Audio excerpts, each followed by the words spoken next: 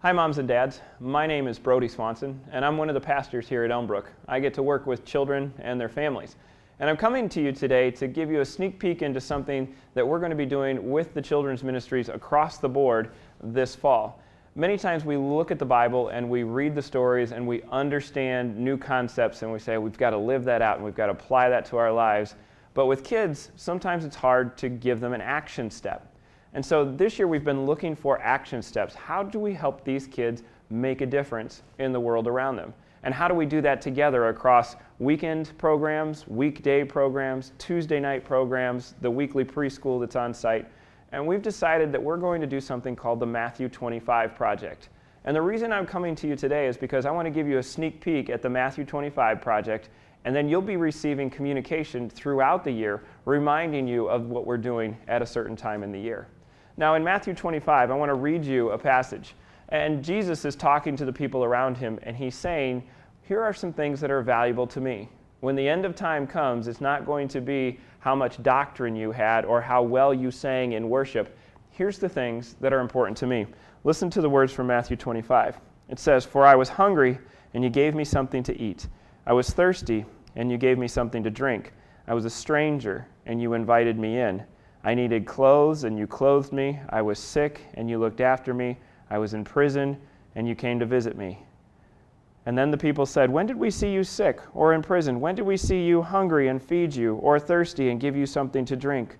When did we see you a stranger and invite you in, or in needing of clothes and clothe you?" And Jesus said, "The king will reply, I tell you the truth, whatever you did for one of the least of these brothers of mine, you did for me."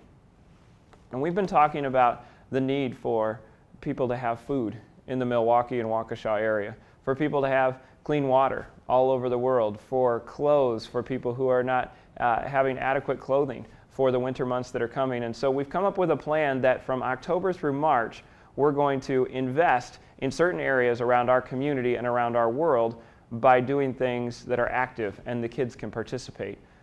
October, we're working with the Hunger Task Force, and we're collecting non-perishable food items, and there will be bins all over the children's ministry area. And all you have to do is bring in a can of soup or a box of mac and cheese and drop it in, and you're helping a family and you're helping a kid have a meal. In November, we're going to work with Heartfire Ministries, which is out of downtown Milwaukee. And we're going to give Christmas gifts, new Christmas gifts. And what they do is they go down and they put them in a Christmas store. And families that have almost nothing can come in and pay super low prices and give their kids nice gifts for Christmas. We sometimes out here in the suburbs don't even think twice about the nice gifts that we give our kids, but this is a big deal to them in the inner city and in other places in Waukesha County, and we can have a chance of making an impact there. In December, we're going to work with Angel Tree, which is buying gifts for the children of people who are incarcerated in prison. Very often, we don't have the chance to go and visit people in prison, but in this way we can have an impact on those who are in prison by helping care for their families. In January, we're going to work with Compassion International and collect money to put water filters in homes in third world countries so that people can have clean water, which is one of the most important things they can get to stay healthy nowadays. Number one health risk is the unclean water that they have, and so we get to help them to be more healthy, to have their families be in a better place by helping them have clean water. In February, we're going to be working with local organizations and collecting clothing. And that's a great time to do it because people are really getting cold about that time. So we're going to collect clothing and look for the greatest need around our community and invest those things there. And then in March, we're going to partner with a ministry called Sweet Sleep.